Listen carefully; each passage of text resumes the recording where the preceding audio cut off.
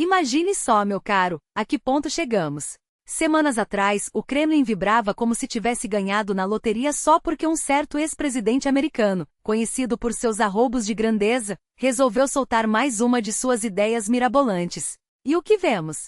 Uma euforia desmedida, como se a simples menção de um plano de paz fosse o passaporte para a vitória russa. Mas vamos combinar, onde está a tal glória prometida? A verdade é que a Rússia não conquistou nenhum dos objetivos que tanto alardeou. A tal desmilitarização da Ucrânia? Um fracasso retumbante. Antes, os drones e mísseis ucranianos mal conseguiam alcançar território russo. Hoje, cruzam os céus diariamente, transformando cidades em alvos. A desnazificação. Ora, se antes o Kremlin chamava de fascistas apenas alguns grupos isolados, agora o rótulo se estende a uma nação inteira. Parabéns, Putin, você conseguiu o oposto do que prometia. E não venha com o discurso de que o povo ucraniano está do nosso lado. Os fatos desmentem essa fantasia.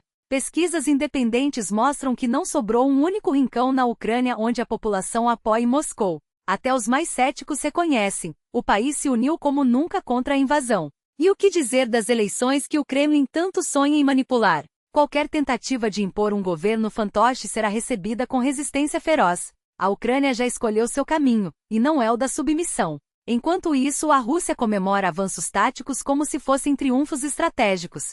Tomaram uma cidade aqui, outra ali, mas o preço foi altíssimo. Milhares de vidas perdidas, uma economia estrangulada e um isolamento internacional sem precedentes. E o que ganharam em troca? A Finlândia, outrora neutra, agora é membro da OTAN, dobrando a extensão da fronteira ocidental que a Rússia precisa defender. A Suécia logo seguirá o mesmo caminho. Onde está a genialidade dessa jogada? Mas o pior é a ilusão de que o tempo está a favor de Moscou. Alguns analistas de botequim, como aquele filósofo de Araque que vive soltando bravatas, garantem que em 2 anos a Ucrânia será totalmente controlada. 2 anos?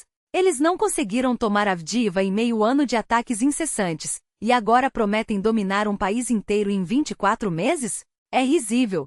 Ou seria se não fosse trágico. O que realmente assusta é a clareza com que o regime russo expõe seus planos. Não se trata mais de libertar a Ucrânia, mas de apagá-la do mapa. Projetos de reeducação em massa, livros didáticos reescritos, programas de reabilitação psicológica para quem ousar resistir. Eles querem apagar a identidade ucraniana, transformar o país em uma província obediente. E o mais cínico? Fazem isso enquanto acusam Kiev de ser um regime terrorista. Enquanto o Ocidente se divide entre apoiar a Ucrânia e temer uma escalada, Moscou joga suas cartas com frieza. Os tais acordos de paz não passam de uma cortina de fumaça. O objetivo nunca foi negociar, mas ganhar tempo, desgastar o inimigo e preparar o terreno para a próxima fase. Porque no fim das contas o Kremlin não quer a paz, quer a rendição. E é por isso que cada ucraniano precisa entender uma coisa: não há meio termo. Ou resistem agora, ou serão forçados a viver sob um regime que não reconhece sua existência. Não é exagero. É a realidade nua e crua. A Rússia não veio para dialogar, veio para dominar. E se não for detida, não parará na Ucrânia. Eles não estão propondo negociações de verdade. O que fazem é encenar um teatro, comprando tempo para depois apontar o dedo e dizer: vejam, não fomos nós que quebramos a trégua, foram os ucranianos. É uma armadilha calculada, um jogo sujo onde a Rússia já definiu as regras, e a Ucrânia só pode perder. Enquanto isso, Putin, através de seus agentes infiltrados nos círculos de poder americanos, insere cláusulas impossíveis de aceitar. Exigem a entrega sem luta de mais de 100 localidades, incluindo 9 cidades inteiras. Trump e seus aliados acreditam que Zelensky, pressionado por todos os lados, acabará cedendo. E a Europa?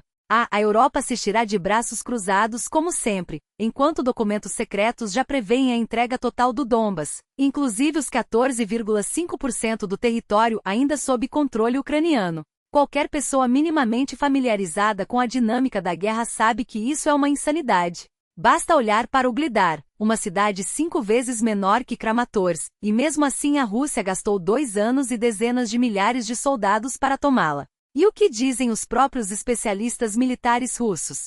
Que a ofensiva foi um desastre, um banho de sangue desnecessário. Agora imagine o que seria tentar conquistar Kramatorsk ou Sloviansk, centros urbanos fortificados, onde a resistência ucraniana transformaria cada quarteirão em um inferno para os invasores. As perdas seriam tão devastadoras que a Rússia levaria anos para se recuperar. Mas se essas cidades forem entregues sem luta, Putin ganha tempo. Espera 1 ano, talvez 2, até que Trump, ou quem quer que esteja no poder, perca o apoio do Congresso. E então, com tropas frescas e um pretexto qualquer, avança sobre Kharkiv. Afinal, o Kremlin já provou que acordos não passam de papel molhado. Já vivemos isso com os acordos de Minsk, promessas vazias, tréguas violadas, e a Ucrânia sempre deixada para trás. E não se enganem, o mecanismo é o mesmo. Eles dirão que os ucranianos não controlam suas próprias forças, que extremistas desobedeceram, que a trégua foi quebrada por Kiev.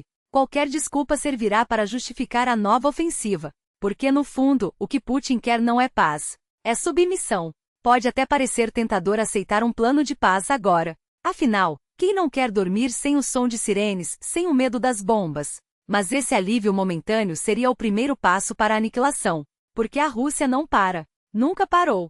E se a Ucrânia ceder hoje, amanhã será Kharkiv. Depois Odessa. E então, quem sabe, Varsóvia. A história já provou, as fronteiras do mundo russo só recuam quando a Rússia apanha. Só param quando são detidas à força. E a única garantia de que a Ucrânia continuará existindo não é Trump, não são promessas vazias, não são as hesitações da Europa. É a resistência ucraniana. É o sangue derramado nas trincheiras, nas ruas, nos campos de batalha. Porque no fim das contas a liberdade não se negocia. Se defende.